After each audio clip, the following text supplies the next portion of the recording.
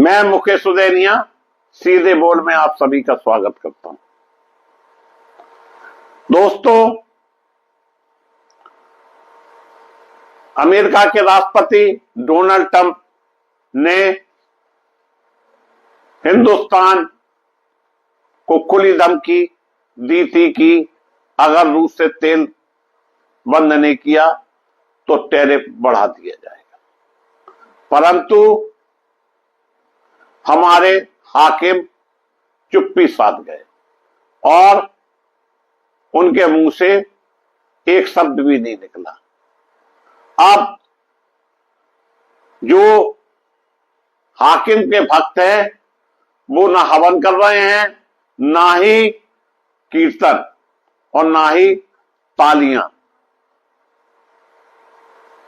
क्योंकि जैसे ही Donald Trump की धमकी आई और मुकेश अंबानी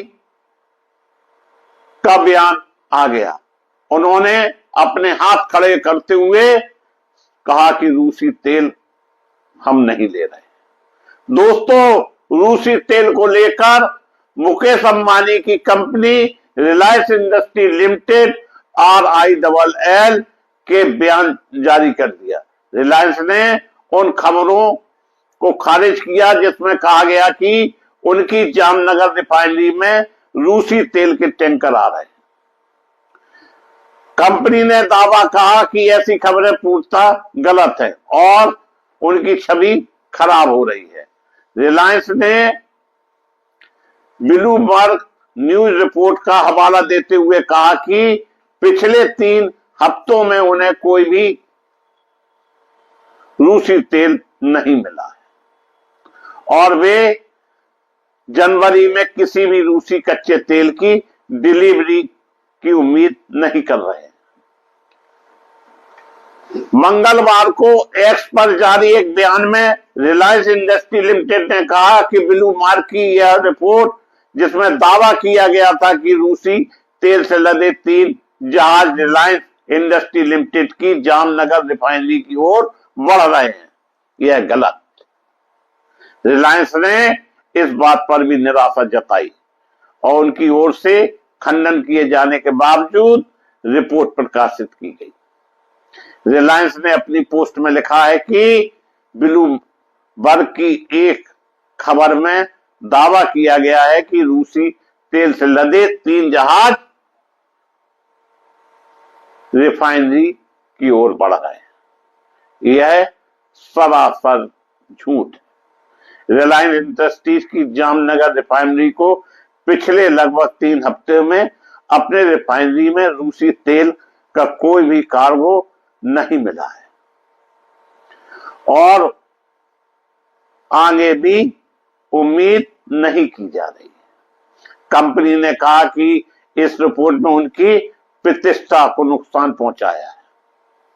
रिलायंस ने आगे कहा कि हमें गहरा दुख है कि जो लोग खुद को निष्पक्ष पत्रकारिता में सबसे आगे बताते हैं, उन्होंने रूसी तेल खरीद न करने के रिलायंस के खंडन को नजरअंदाज कर एक गलत रिपोर्ट प्रकाशित की है, जिससे हमारी छवि धूमिल हुई है। वहीं Bloomberg ship with Russian oil single Reliance plant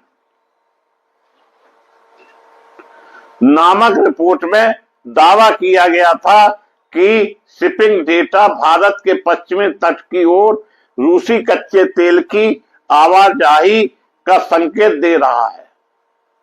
Bloomberg के अनुसार रिलायंस के एक प्रवक्ता ने इस बात से इनकार किया कि यह कार्गो कंपनी द्वारा खरीदे गए थे और कहा कि जनवरी में डिलीवरी के लिए उनके पास रूसी कच्चे तेल की कोई प्रतिबंध शिपमेंट नहीं है। इतना ही नहीं, ब्लूमबर्ग ने आगे बताया कि रूसी कच्चे तेल ले जा रहे कम से कम 3 टैंकर भारत के पश्चिमी तट पर रिलायंस इंडस्ट्री लिमिटेड के प्लांट की ओर अपने अगले गंतव्य के रूप में इंगित कर रहे हैं, क्योंकि रिफाइनर ने घरेलू उत्पाद के लिए कुछ खरीदे फिर से शुरू कर दी है। रिपोर्ट के अनुसार लगभग 2.2 मिलियन बैरल क्रूड तेल से लदे ये जहाज वर्तमान में विशाल जामनगर कॉम्प्लेक्स का संकेत दे रहे हैं और डेटा एनालिटिक्स फर्म